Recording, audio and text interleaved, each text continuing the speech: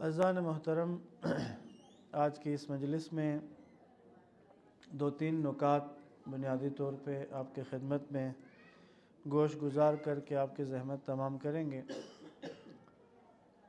ایک حدیث میں یہ تاکید کی گئی کہ جب کبھی کسی موت کی جگہ پہ جانا ہو، کوئی فوتگی ہو گئی وہاں جانا ہے، یا اسی طرح کسی مرحوم کے لیے ایصال ثواب کے لیے لوگ اکٹھے ہو رہے ہیں، وہاں جانا ہے،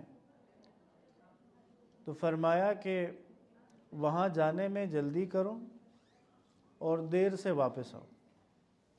جانے میں جلدی کرو اور دیر سے واپس آؤ، یعنی وہاں زیادہ وقت گزارو۔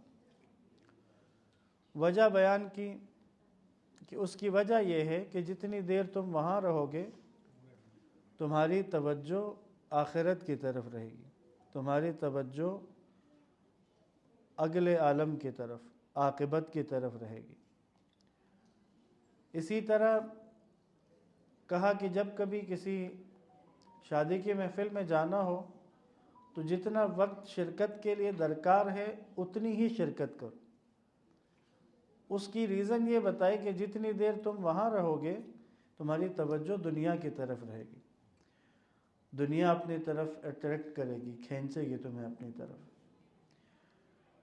تو فلسفہ مرحومین کے لیے جمع ہونے کا اور اس جمع ہونے کی وجہ سے مرحومین کو جو ایصال ثواب ہوتا ہے، اس کے اندر جمع ہونے والوں کا آخرت کی طرف متوجہ ہونا، یہ بنیاد ہے۔ کیونکہ ایک حدیث میں اللہ کے نبی نے امیر المؤمنین علیہ السلام کو مخاطب کر کے یہ فرمایا تھا کہ یا علی، اگر کسی ایک بندے کو بھی تمہاری وجہ سے نجات مل جائے تو یہ ہر اس چیز سے بہتر ہے جس پر سورج کی روشنی پڑتی، یعنی جس چیز پر بھی سورج کی روشنی پڑتی ہے اس سب سے بہتر ہے کہ ایک بندہ اگر تمہاری وجہ سے نجات پا جائے۔ کسی ایک فرد کو نجات دینے کا جو اجر ہے، جو جزا ہے، وہ اتنی ہے کہ اگر اس وقت جیسے آج کی تاریخ میں، اس سے پہلے کی تاریخ بشریت میں جتنے لوگ اس دنیا سے جا چکے ہیں، کسی ایک بندے کو نجات دینے کا اجر ان سب مرحومین میں تقسیم کیا جائے تب بھی رہ جائے گا، باقی وہ اس قدر زیادہ ہے۔ تو یہ قل خوانی مجلس ترحیم، اس کا جو ثواب ایصال ہوتا ہے مرحوم کے لیے جاتا ہے، اس کی وجہ اس میں شامل ہونے والے افراد ہیں، اس میں جمع ہونے والے لوگ ہیں۔ جب ان محفلوں میں جاتے ہیں توجہ عاقبت کی طرف جاتی ہے، توجہ آخرت کی طرف جاتی ہے۔ انسان کو یاد آتا ہے کہ اس نے بھی ایک دن جانا ہے۔ جس طرح آج ہم جمع ہیں ایک برسی کے عنوان سے، ایسی محفلوں میں جانے کے بعد انسان یہ اس کو یاد رہتا ہے کہ جس طرح آج ہم کسی کی برسی میں بیٹھے ہوئے ہیں، کل اسی طرح ہمارے لیے لوگ بیٹھے ہوئے ہوں گے۔ تو پس وہ بنیادی عنصر جو ہے ان مجالس میں، ایسی محافل میں، وہ لوگوں کا جمع ہونا اور لوگوں کا اپنی آخرت کی طرف متوجہ ہونا، یہ بنیادی ترین فلسفہ تھا۔ لیکن یاد رکھیں، قوموں میں، ملتوں میں انحراف کا جو آغاز ہوتا ہے وہ چھوٹی چھوٹی چیزوں سے ہوتا ہے۔ کبھی بھی کوئی قوم ایک دم 180 ڈگری کا ٹرن نہیں لیتی اپنے اصل ہدف سے، اپنے بنیادی اقدار سے۔ قوموں کے انحرافات کا جو سلسلہ ہے وہ ملی میٹرز میں شروع ہوتا ہے۔ انحراف کا آغاز ملی میٹر سے شروع ہوگا، پتہ ہی نہیں چلے گا، چھوٹا سا کام فرض کر اس سے کیا ہوگا کہہ کے شروع ہوتی ہے بات، اور نتیجہ کار قوموں کا انحراف، زوال، اقدار کی پامالی، بنیادی ترین مقصد سے لابلد ہو جانا۔ ایک مثال عرض کروں گا، اس کے بعد جو توجہ دلانی ہے اس طرف آپ کو لے کے آتا ہوں۔ درود پڑھ لیجئے گا محمد و آل۔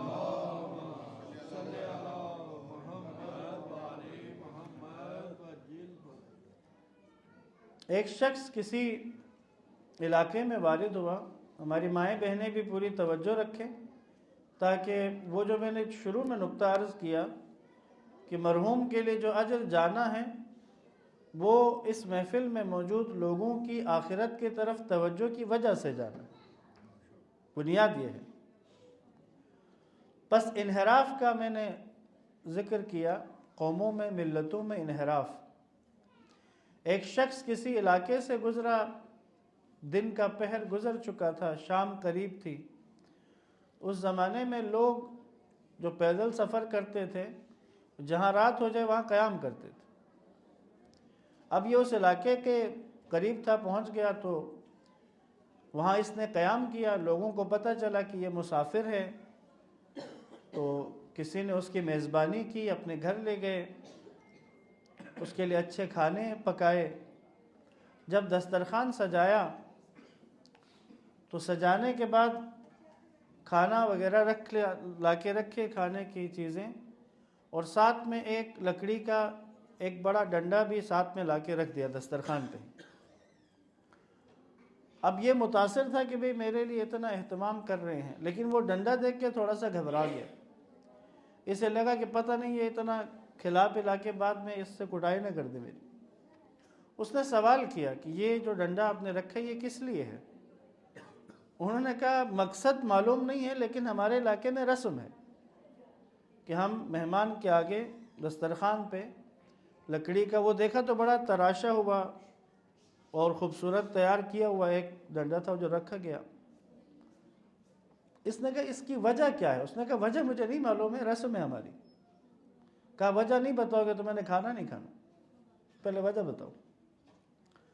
خیر اس نے جا کے کسی بزرگ کو، جن کو پرانے تھے، بوڑھے تھے، تو ان سے معلوم کیا اور کہا مہمان کھانا نہیں کھا رہے، تو آپ چل کے بتائیں کہ وہ ڈنڈے جو ہم رکھتے ہیں علاقے میں یہ کس لیے ہوتا ہے۔ ہم نے تو دلچسپی ہی نہیں لی کہ پوچھیں کہ یہ کس لیے ہے، بس چونکہ رسم تھی علاقے کی تو ہر گھر میں دسترخوان مہمان کے لیے سجایا جائے تو ساتھ میں ایک ڈنڈا، اپنے اپنے حساب سے جو متمول گھر کے لوگ ہیں تو انہوں نے بڑا خوبصورت اور تراش خراش کے اچھی لکڑی کا پالش کر کے مثلا اپنے اپنے طریقے سے، تو انہوں نے کہا بھئی ہم نے تو کبھی غور نہیں کیا یہ کس لیے ہے۔ اب مہمان ہمارا کہہ رہا ہے کہ جب تک بتاؤ گے نہیں میں نے کھانا نہیں کھانا۔ چونکہ مہمان کھانا نہیں کھا رہا، بزرگ سے کہا کہ آئیے اور بتائیے کیا مسئلہ ہے۔ تو یہ بزرگ آئے، انہوں نے اس ڈنڈے کو دیکھا اور کہا کہ تم لوگوں نے پتہ نہیں کیا بنا دیا۔ مہمان کو بتایا کہ جناب علی اصل بات یہ ہے، ہمارے علاقے میں مہمان کی عزت افزائی کے لیے، مہمان کو پروٹوکول دینے کے لیے کھانے کے ساتھ جب گوشت دسترخوان پہ رکھا جاتا تھا تو چونکہ دانتوں کے اس میں درمیان میں گوشت پھنس جاتا ہے، گوشت کے ریشے دانتوں میں پھنستے ہیں، تو اس میں خلال کرنے کے لیے مہمان کو ایک تیلی کی ضرورت ہوتی تھی۔ تو ہمارے لوگ، السلام علیکم ورحمۃ اللہ، پھر درود پڑھیے گا محمد و آل۔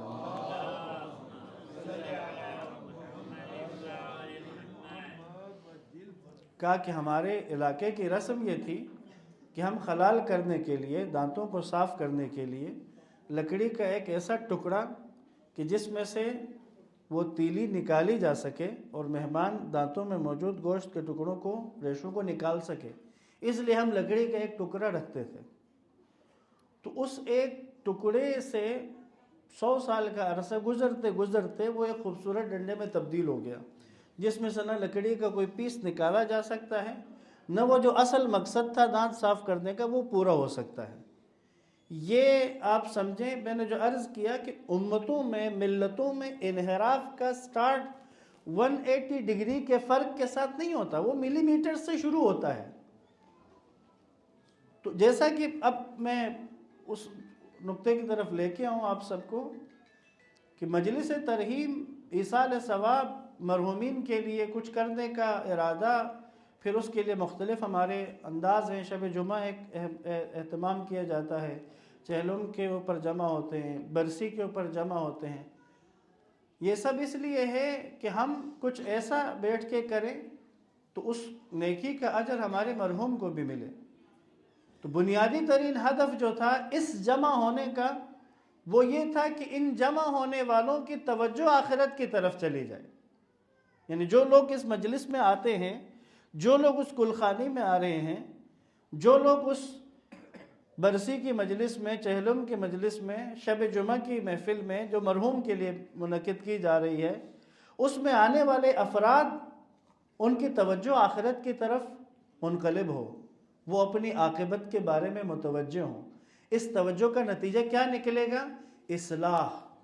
جب انسان کو موت کی یاد آتی ہے تو وہ اپنی اصلاح کی فکر کرتا ہے. کسی کو بھی معلوم ہو جائے کہ اس کی زندگی کا آخری دن ہے تو وہ اپنی اصلاح کرتا ہے، توجہ کرتا ہے. ایران میں ایک ٹی وی چینل نے سروے کیا، لوگوں سے سوال کیا، آپ کو پتہ چلے کہ آج شام 5 بجے آپ نے دنیا سے جانا ہے، کنفرم ہو جائے، ڈائریکٹ اسرائیل کے نمبر سے میسیج آ جائے آپ کو. مثلا اگر اسرائیل نے SMS سروس شروع کر دی اور آپ کو کنفرم وہی سے میسیج آ گیا کہ جناب آج 5:13 پہ تیار رہیے گا، کیا کریں گے آپ؟ اب یہ ایک سروے تھا جو انہوں نے کیا اور مختلف پارکوں میں، سڑکوں میں، مارکیٹوں میں لوگوں سے پوچھنا شروع کیا. اب جس کو بھی پوچھا جائے، آپ سب بھی اپنے اپنے ذہن میں سوچیں، اگر ہم میں سے بھی کسی کو پتہ چلے کہ جناب آج آپ نے 5 بجے نکلنا ہے، کیا کریں گے؟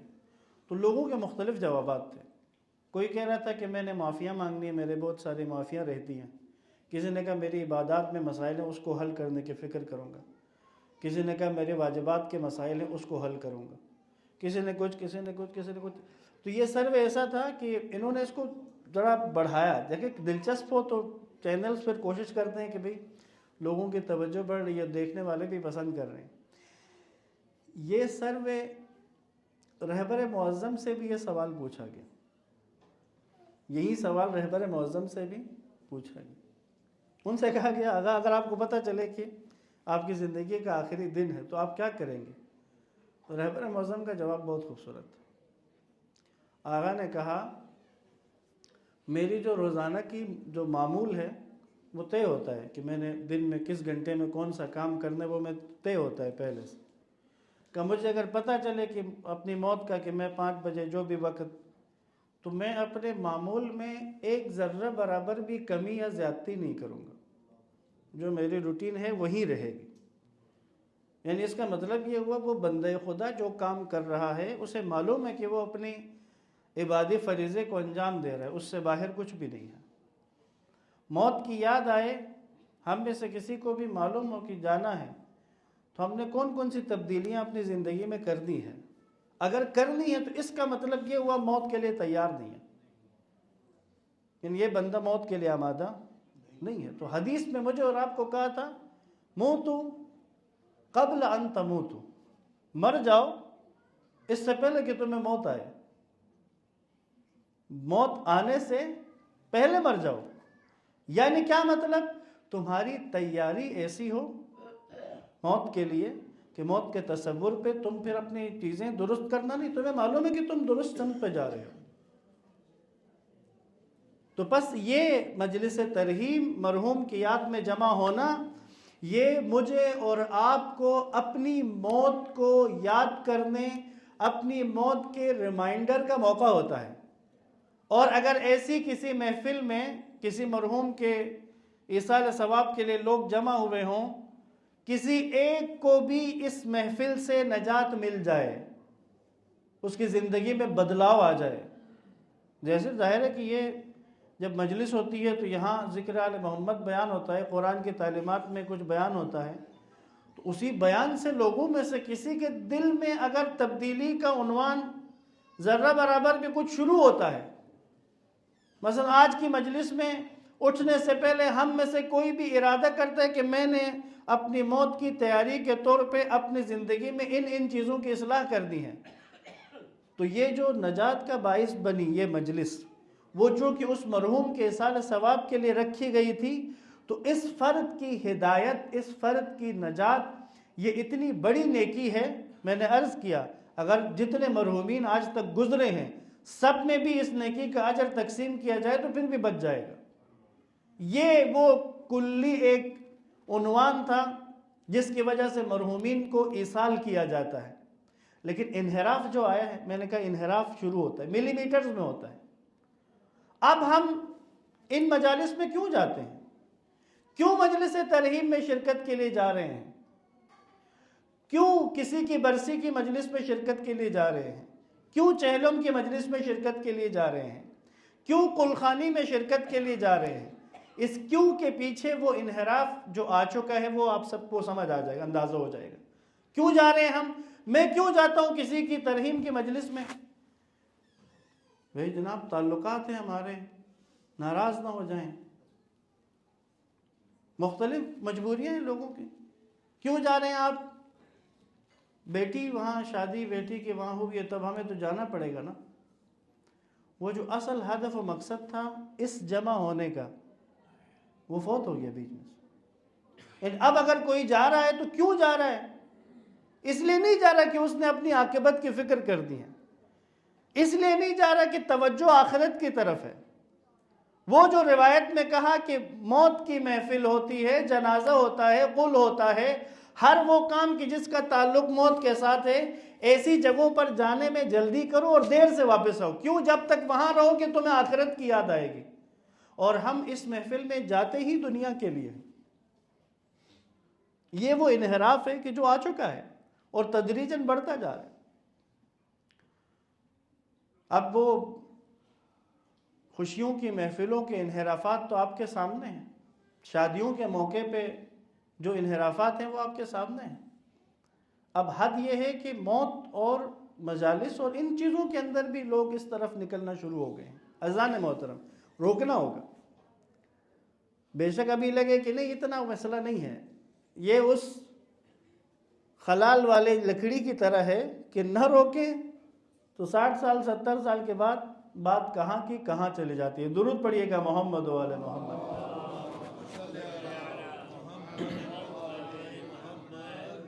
بس ایک نقطہ میں نے دوسرا بھی عرض کرنا ہے، اس موضوع کو سمیٹتے ہوئے عرض کروں گا۔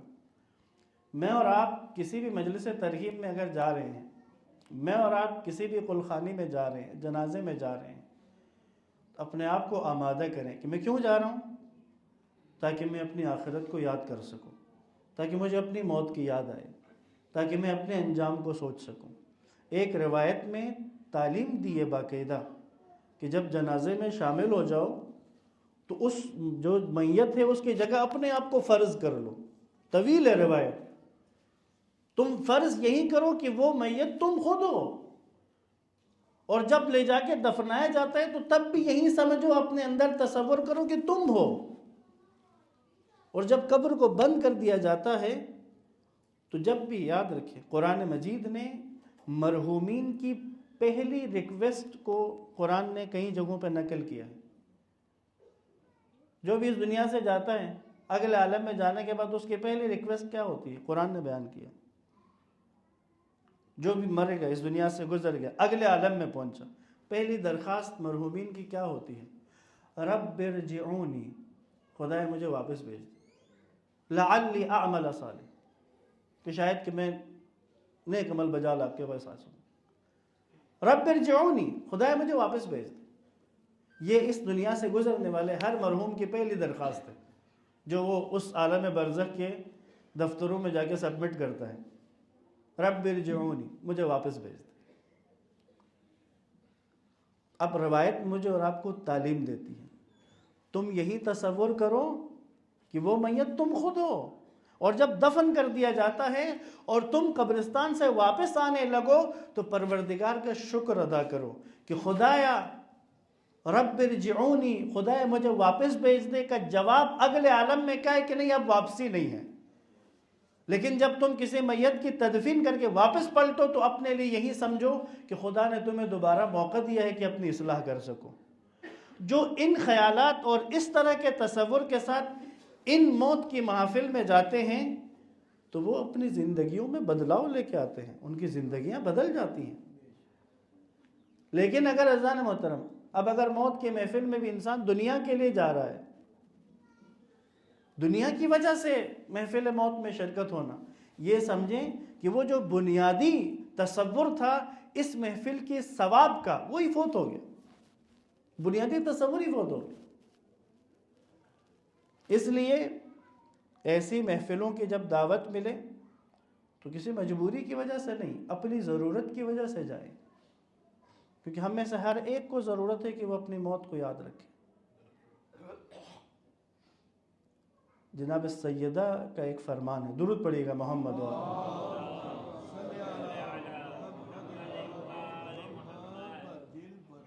بی بی کا فرمان ہے، میں ایک الگ انداز میں آپ کے اذہان میں منتقل کرنے کی خواہش ہے۔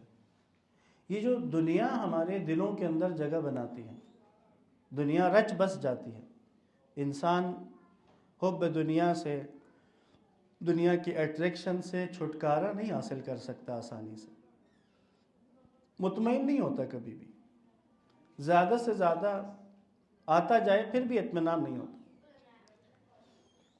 اس کا کوئی حل ہے؟ آیا یہ جو نفس دنیا کو طلب کرتا ہے اس کا کوئی علاج ہے؟ نفس کے لیے کوئی ایسی دوا ہے کہ اس دوا کے بعد نفس کہے گا نہیں بس کافی ہے؟ ہوتا ہے نا، نفس تو کیا کہتا ہے جتنی بھی آئے، حل من مزید، آیا کوئی ایسی ڈوز، کوئی ایسا انجیکشن، کوئی ایسی ٹیبلٹ، کوئی ایسی گولی نفس کے لیے ہے؟ اگر وہ دے دی جائے تو نفس کہے ہاں بس کافی ہے۔ یہ تمہید آپ کے ذہن میں۔ اب بی بی کی حدیث سماعت فرمائیں۔ سیدہ فرماتی ہیں جو موت کو یاد رکھے تو وہ قلیل دنیا پہ راضی ہو جاتا، جو اپنی موت کو یاد رکھے گا تو وہ قلیل دنیا پہ راضی ہو، یعنی جتنی ہے اس پہ راضی ہو جاتا۔ وہ جو حرص دنیا ہے، وہ جو مزید، حل میں مزید والا جو مرض ہے، اس کا علاج موت ہے، موت کی یاد۔ اور موت کی یاد کے لیے یہ مجلس ترحیم، جنازہ، قل، یہ موت کی یاد کے لیے۔ تو پس اگر اس انحراف سے میں اور آپ نہ رکے تو یہ ایک دروازہ جو مجھے اور آپ کو اپنی آخرت کو یاد کرنے کے لیے ہے، اس کو بھی اگر ہم نے دنیا کے لیے کھول دیا تو پھر وہ جو موت کی یاد والا چیپٹر ہے وہ بند ہو جائے گا ہماری زندگیوں سے۔ درود پڑھیے گا محمد و آل محمد۔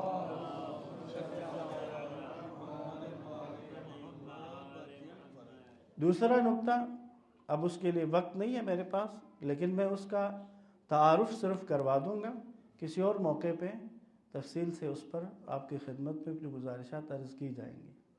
دوسرا مسئلہ ایصال ثواب میں انحرافات کا ہے۔ ہم اپنے مرحوم کو کچھ دینا چاہتے ہیں، کیا دینا چاہتے ہیں؟ مسئلہ بتائیں کیا ہے؟ ہمارا مرحوم عالم برزخ میں ہے، میں اور آپ عالم مادہ میں، یہ عالم ملک ہے، عالم امکان ہے۔ ہمارا مرحوم جو وہ عالم ملکوت میں ہے، عالم برزخ میں ہے۔ اب عالم برزخ میں قانون جو وہاں پہ رائج ہے وہ اللہ کا پورا قانون وہاں پہ رائج ہے، سسٹم سارا اس عالم سے الگ ہے، ٹائم کا عنوان اس عالم سے الگ ہے، جگہ کا عنوان اس عالم سے الگ ہے، لباس کا عنوان اس عالم سے الگ ہے، ہر چیز یہاں سے مختلف ہے۔ اور ہم اپنے اپنے مرحومین کے لیے ایصال ثواب کے لیے جو جو کرنے کی ہم کوشش کرتے ہیں، ہم اس عالم سے لابلد ہوتے ہیں، اس عالم کے بارے میں کچھ نہیں پتا۔ ہم اپنے اندازوں سے اور اپنی سیٹسفیکشن کے مطابق مرحومین کے لیے ایصال ثواب کرتے ہیں، ہم اپنی سیٹسفیکشن کے مطابق کر رہے ہیں۔ ممکن ہے کہ ہم نے بہت ساری کوشش کی ہو اور ہمارے مرحوم تک وہاں کچھ بھی نہ ملا ہو، یہ ہوتا ہے۔ کتنے ایسے لوگ ہیں کہ جنہوں نے خوابوں میں آ کے لوگوں کو بتایا بھائی ہمارے گھر والوں سے کہو ہمارے لیے کچھ کریں، وہ گھر گئے تو پتہ چلا کہ ہر ہفتے وہاں پہ خیرات ہو رہی ہے اور مرحوم ادھر کچھ بھی نہیں مل رہا۔ یہ موضوع بھی اہم ہے، اس موضوع کو کھول کے تفصیل سے بیان کرنے کی ضرورت ہے۔ میں بس ایک نقطہ عرض کروں، میں نے عرض کیا اس موضوع کا صرف تعارف ہی کرواؤں۔ عالم برزخ کا معاملہ یہ ہے اذان محترم، میرے اور آپ کے مرحومین جب وہاں جاتے ہیں، ہم بھی وہاں جب جائیں گے تو وہاں ترتیب یہ ہے کہ پہلے واجبات کو فیس کرنا ہے، پہلے ہم نے واجبات کو فیس کرنا ہے۔ ہر وہ چیز کی جو شریعت نے اس عالم میں مجھ پر اور آپ پر واجب قرار دی تھی، پہلے اس کا حساب دینا ہے۔ اگر اس کے حساب میں کمیاں ہیں تو پھر اس میں پھنسے ہوئے ہیں۔ نمازیں پوری نہیں ہیں، پھنسا ہوا ہے نمازوں والے حصے میں۔ روزے رہتے ہیں، روزے والی جگہ پھنسا ہوا ہے۔ مالی واجبات ادا نہیں کی، وہاں پہ پھنسا ہوا ہے۔ حقوق العباد سب سے خطرناک چیک پوسٹ، میں جوانوں کو سمجھانے کے لیے عالم برزخ کی چیک پوسٹیں کہتا ہوں، جہاں پہ ہم سب کے نامہ اعمال کی فائل چیک ہوتی ہے۔ سب سے سخت، ہمارے استاد فرمایا کرتے تھے کہ عالم برزخ میں جو حقوق العباد والا حصہ ہے، وہاں کے فرشتے بھی بڑے سخت ہیں، اور وہاں پہ اکثریت مرحومین حقوق العباد کے حصے میں پھنسے ہوئے ہیں، اور پسماندگان ان کے لیے ایصال ثواب میں مستحبات پہ مستحبات پہ مستحبات کرتے جا رہے ہیں۔ اور امیر المومنین نے میری اور آپ کی رہنمائی فرمائی تھی، فرمایا تھا کہ ڈھیر سارے مستحبات مل کے بھی ایک واجب کی جگہ نہیں لے سکتے۔ اگر کسی کی نمازیں مرحوم کی پوری نہیں ہیں اور ہم ان کے لیے خیرات پہ خیرات کیے جا رہے ہیں، اور وہ ادھر نمازوں والے حصے میں پھنسے ہوئے، وہاں سے نکل ہی نہیں سکتے جب تک کہ مسئلہ حل نہ ہو۔ حج نہیں کیا، حج واجب تھا، حج والے حصے میں پھنسا ہوا ہے، اب یہاں جب تک اس کے اس واجب کو ادا نہ کروایا جائے نہیں جا سکتا وہ آگے۔ لہٰذا ضروری ہے، یہ موضوع اہم ہے، اس کے لیے کوئی تفصیلی نشست چاہیے کہ ہمیں عالم برزخ کی کچھ نہ کچھ شبہت پتہ ہو۔ رہنمائی کی گئی ہے، قرآن نے رہنمائی کی ہے، روایات نے کی ہے، صاحبان نظر نے رہنمائی کی ہے۔ ان سب چیزوں کو جوڑ کے مجھے اور آپ کو پھر سمجھ میں آئے۔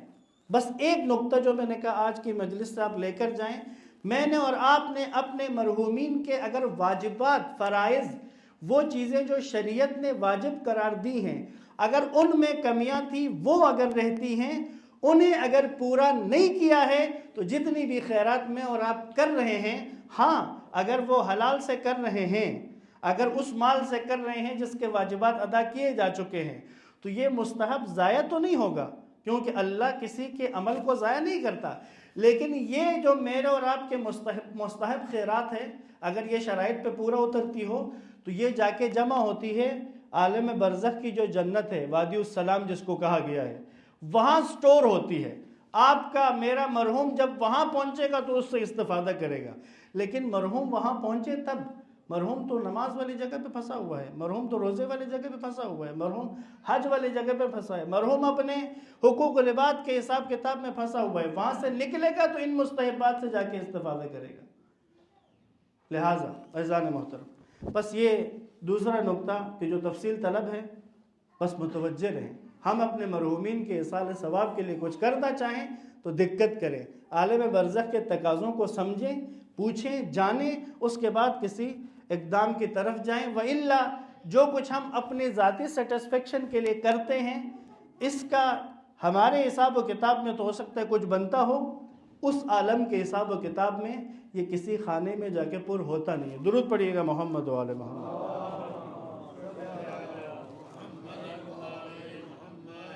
پس عزیزان محترم، سید الشہداء کی یاد، سید الشہداء کا ذکر عالم برزخ میں انسانوں کے لیے ایک ایسا اثاثہ ہے کہ جو اس کی قیمت نہیں ادا ہو سکتی۔ آیت اللہ بہجت کے بارے میں یہ معروف ہے کہ انہوں نے اپنے اس دنیا سے جانے کے بعد ان کے شاگردان میں سے کسی نے نقل کیا کہ انہوں نے عالم ملکوت میں امام حسین علیہ السلام کے اختیار و اقتدار کے بارے میں بہت زیادہ تاکید کی، تاکہ مولا حسین سے بنا کے رکھو اگر برزخ میں کچھ کرنا ہے تو۔ حسین ابن علی، یاد امام حسین میں نکلنے والا آنسو بہتا تو انسان کے چہرے پر ہے، لیکن وہ انسان کے دل کو نرم کرتا ہے، وہ انسان کی عاقبت کو سنوارنے کا کام دیتا ہے۔ عزیزان محترم، امام حسین کے اس لشکر میں، اس تحریک میں خواتین نے بنیادی ترین کردار ادا کیا ہے۔ جناب ثانیہ زہرا نے بقا رکھی ہے اس تحریک حسینی۔ بس 2 جملے اگر مصائب کے طور پہ عرض کروں، وہ خاتون کی جس نے وفاداری کی مثال قائم کی، وہ مولا حسین کی زوجہ جناب رباب ہے۔ شب عاشور امام حسین علیہ السلام خیموں کا طلایہ کر رہے تھے۔ اب خیموں میں کربلا کی مائیں اپنے بچوں کو تیار کر رہی ہیں کہ کل روز رزم ہے، کس کس نے کیسے کیسے قربانی دینی ہے۔ مائیں جوان بیٹوں کو وصیت کر رہی ہیں۔ سید الشہداء نے دیکھا کہ ایک خیمے سے رونے کی آواز آ رہی ہے۔ مولا آگے بڑھے، جناب ام رباب کے خیمے سے گریے کی آواز سنی۔ داخل ہوئے تو بیوی رباب گریہ کناں ہے۔ پوچھا رباب گریہ کس لیے؟ کہا آقا کل مائیں اپنے جوان بیٹوں کو آپ پہ قربان کریں گی۔ لیکن رباب کا دامن خالی ہے کہ کل میں آپ کے لیے کیا قربان کروں؟ میرا بچہ 6 ماہ کا ہے جو چل کے میدان نہیں جا سکتا ہے، 4 سال کی بیٹی ہے، ان دونوں کے علاوہ میرا کوئی اور جواں سال فرزند نہیں ہے کہ میں جس کو آپ پہ قربان کر سکوں۔ سید الشہداء نے کہا کہ اے رباب آپ غم نہ کریں، اپنی آنکھوں کو ٹھنڈا رکھیں، آپ کے یہی دونوں بچے ایسی قربانی پیش کریں گے کہ قیامت تک جہاں بھی حسین کا نام بلند ہوگا، آپ کے لیے علی اصغر کا نام بھی رہے گا، آپ کی سکینہ کا نام جڑ جائے گا حسین کی قربانی کے ساتھ۔ عزاداران مولا، جس وقت حضرت علی اصغر کی شہادت ہوئی ہے، کسی بھی جنازے پہ اتنی بے قراری مولا حسین کی نہیں نظر آئی جو علی اصغر کے جنازے پہ آئی ہے۔ وہ مشہور انداز سید ابن طاؤس نے جو فرمایا ہوا ہے کہ یہ جو آپ روز عاشوراء 7 قدم آگے بڑھتے ہیں، 7 قدم پیچھے آتے ہیں، ردن بقضائہ و تسلیما لامرہ، یہ روز عاشوراء علی اصغر کے جنازے کو اٹھا کر جب مولا حسین رباب کے خیمے کی طرف بڑھ رہے تھے تو یہ اس وقت کی بے چینی تھی حسین ابن علی کی کہ 6 ماہ کے بچے کے جنازے کو کیسے ماں کے حوالے کریں۔ جب دروازے خیمہ سے حسین کی بے قراری کو رباب نے دیکھا تو آواز دی، اے میرے آقا، اے میرے سید و سردار، اے حسین، رباب کے اگر سینکڑوں اصغر ہوں تب بھی آپ پہ قربان کرنے کے لیے تیار ہے، بس اصغر میرے حوالے کریں۔